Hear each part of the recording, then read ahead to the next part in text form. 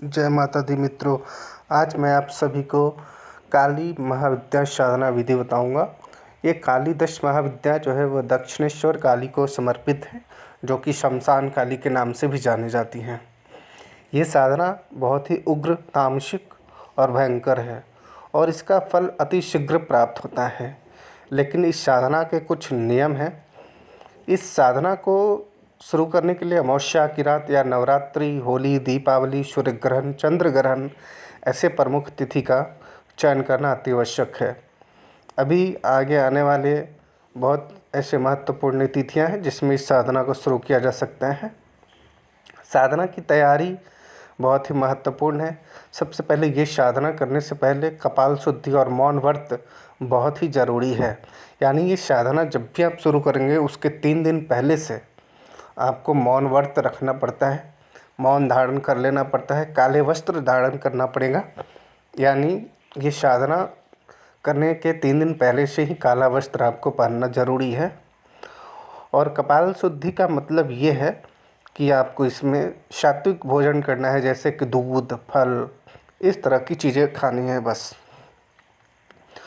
तो सबसे पहले मैं मंत्र बता देता हूँ जो इस साधना का मंत्र है, जिसका जाप आपको करना है। तो मंत्र आप ध्यान से सुनेंगे। क्रीम क्रीम क्रीम ह्रीम दक्षिणा कालिके क्रीम क्रीम क्रीम ह्रीम ह्रीम स्वाहा। मित्रों, ये इस साधना का मंत्र है। मंत्र में एक बार फिर से उच्चारण करता हूँ, चूँकि मंत्र का उच्चारण सही होना चाहिए। क्रीम क्रीम क्रीम ह्रीम ह्रीम दक्षिणा कालिके क्रीम क्रीम क्रीम ह्रीम ह्रीम स्वाहा। ये जो मंत्र है, इस मंत्र का 11 दिनों तक रोज़ 108 माला करना है। 108 माला, यानी एक माले में 108 बार, तो 108 माला आपको करना है। रुद्राक्ष के माले पे करना है। 11 दिन का जाप है। या फिर 1008 बार भी आप जाप कर सकते हैं। रोज़ 11 दिनों तक 1008 बार जाप करना है। अब इस साधना को जाप करने के बाद काली माँ को जैगरी यानी गुड़, लाल फूल और बलि दिया जाता है, जैसे कि नारियल या नींबू का बलि आप दे सकते हैं।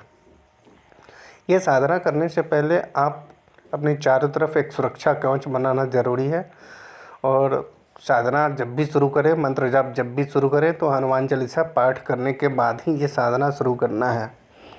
अगर आपने शरीर रक्षा कवच का कोई मंत्र सिद्ध कर रखा है तो उस मंत्र से आप अपने शरीर का पहले बंधन कर लें और चारों तरफ जो है बांध लें।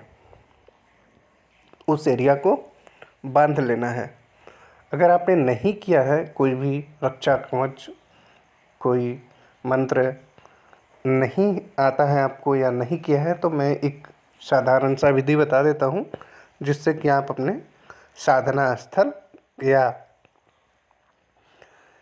अपने शरीर का बंधन कर सकते हैं। उसके लिए आपको थोड़ी सी राई लेनी है, हल्दी का पाउडर लेना है और काली मिर्च लेनी है और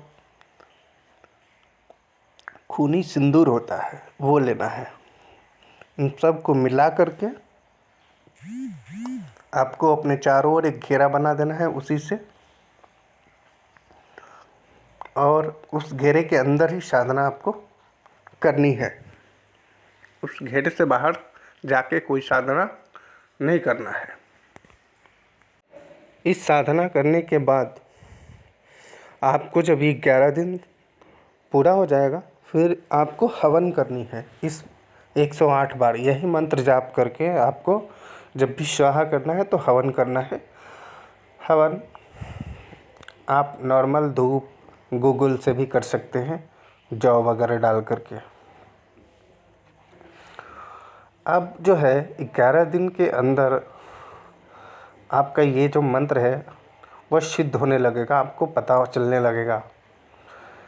11 दिन के अंदर आपके अंदर एस्ट्रल एंटिटीज़ की जो पहचानने का गुण है उसकी आपको आने लगेगा। आपको दूर की चीज़ें दिखाई देने लगेगी और आपको अपनी शक्ति का, एस्ट्रल शक्ति का कंट्रोल मिलना शुरू हो जाएगा। दिव्य दृष्टि और दूरदर्शन की शक्ति प्राप्त होने लगेगी। आप कहीं से बैठे बैठे किसी व्यक्ति के दूर के भी चीज़ों को बता सकते हैं, देख सकते हैं कि उसके घर में क्या समस्या चल रही है, किस तरह की चीज़ें या एंटिटीज़ परेशान कर रही है, किसी के शरीर पे किस तरह के एंटिटीज़ है, कौन सी एस्ट्रल पावर की शक्ति उसको प्राप्त है। कोई भी ओझा भगत डायन को आप पहचान सकते हैं तथा उनके पास किस तरह की शक्तियाँ हैं वो आप जान सकते हैं। इस साधना का एक और ख़ास बात है कि आपको पूर्ण रूप से सात्विक रहना है, मन को शांत रखना है, कंट्रोल रखना है अपनी इंद्रियों पे, किसी भी तरह का गलत सोच विचार नहीं रखनी है। और ये साधना रात्रि के समय करनी है, रात्रि के 11 बजे से सुबह के 3 बजे के बीच में करनी है। कोई भी पूजा स्थल, एकांत स्थल या शमशान में आप इस साधना को कर सकते हैं।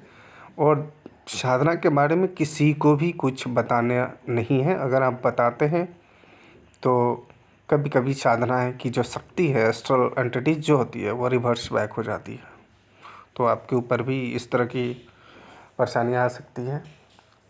जब ये आपका साधना पूर्ण रूप से हो जाएगा तो आप क्या क्या कर सकते हो। सबसे पहले तो आपको किसी भी तरह की एंटिटीज़ को देखने की शक्ति आ जाएगी। आप दूर की चीज़ों को देखने लगोगे। आपकी जो अग्र चक्र है, आग्नेय चक्र है, ये सब एक्टिव हो जाता है। आप दूर की चीज़ें देख सकते हो।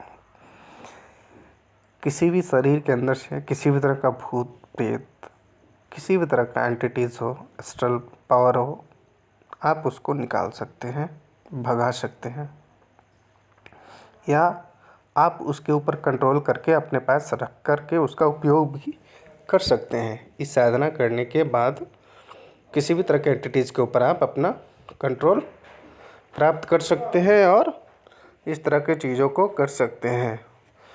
उसके फलस्वरूप आपको क्या करना है कि अच्छे से आपको इस साधना का जाप करनी है, मंत्र का जाप करना है। आपको पूर्ण कंट्रोल आपको अपनी शक्ति पे, अदर एस्ट्रल या एक्सटर्नल एस्ट्रल एंटिटीज़ पे पूरी तरह से मिल जाएगा। तो उम्मीद करते हैं आपको अगर ये साधना पसंद आया हो तो वीडियो को लाइक ज़रूर कर दें, और चैनल को आप तक अपने सब्सक्राइब नहीं किया हो तो चैनल को ज़रूर सब्सक्राइब कर ले। और साथ ही मित्रों मैं बता देता हूँ एक बार फिर से कि साधना के बारे में किसी भी तरह की जानकारी चाहिए आप कमेंट्स कर ले। कोई भी कन्फ्यूज़न हो आप कमेंट्स करके पूछ ले। जब तक डाउट कन्फ्यूज़न हो तो ये साधना शुरू ना करें, चूँकि ये entities astral power reverse back भी करती है। जय माता दी मित्रों, आप सभी को जय माता दी।